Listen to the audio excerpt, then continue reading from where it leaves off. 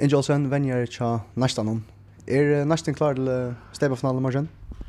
Ja, nu är vi är klara. Vi tar vant Midwest dessa vikna, torsdagen, migdagen och höstdagen. Midwest möter akkurat hesen distan och lagt stora dent och att han distan så är nu lära den. Vi där har där fri, vi där för år. Här men släppa att ta det roligt och huxa om distan i morgon. Nu möter vi KIF i finalen och KIF ser uppsätter det först för i 25 år där i finalen. Vad det vunnar? Vunnar goar. Alltså till ginn ju väl jag nu är vi där mist 80 så vunnar är ju goar. Vi tog grundarläge som vi har skapat själva. Vi kommer oss nu i Stebakappingsna eller i finalen i Stebakappingsna. Rättliga samförande i möte VF med den dagen så utfra tojer är vunnar rättliga goar. Nästan till att ta frågan att det är stor favorit att vinna i morgon och kommer inte överska spela är men nervös till att ta uppgång och passa.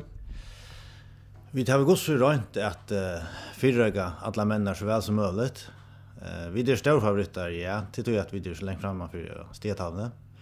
Himmen så har Karlsfringar tar jag överraskning om flera för år och till tar vi har stora troblagar av dem. Och jag hade ju inte att ha några profiler alene som det så ösen kommer kula nog snägva med landa här där en Andreas och Hagra Vanches som Hagra Batche som spelar väldigt väl. Där har finns ju en ung Nuja Malman som ösen spelar rättligt väl. Där har en öliga av strikspelare. Där har ösen flera backspelare träat på mittspelare och vänster backar och ösen. Han går vänstra vång så räcker tar det in. Ja, så kan så redan hända men hiven så får vi där inne att och profiler som ösn är då rättliga. Och jag är fatland i kappen jag tar. Vi står räcka där så vant jag vid ösn kunna. Jag hade trubbel för det. En vänjer tja Elias som nästan om vad säger man till männar kvaliteten?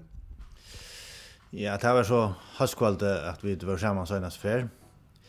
Det är öliga viktigt alltid som i nästan alla finalen till att man får in njuta upplevelse till att Karlsfringar kommer vi öllon söjnon 500-600 askvarer och vit här var en rikva av askvarna östne och det har vi gjort öjlan ägg borsjur alltså andra hälften var kallblå och hin var hummarej och det har varit larma och kulisserna är fantastiska sådana dist och vi har så privilegium som tvåli i manstalten att släppa spela under deras kulisserna och det alltid man öra njuta som man säger may the best man win till ändan.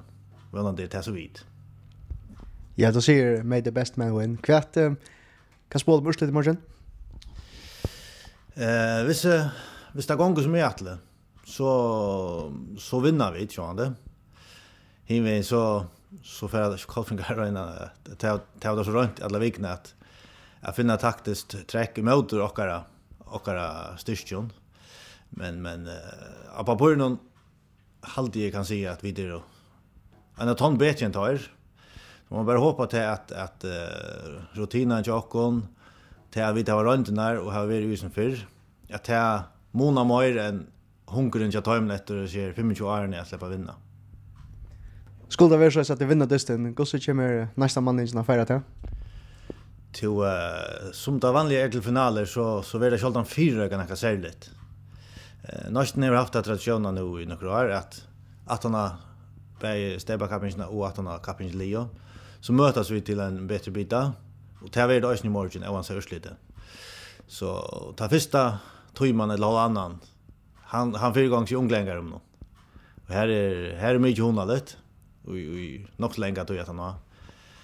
Så här kommer det att vara ja in till 2 timmar. Och så är det sin tillfälle kvar för att det ända sig ni bor in någonstans. Ingelsen, like and venjer, nästan tack för samtalen och gå ett i morgon. Tack för det.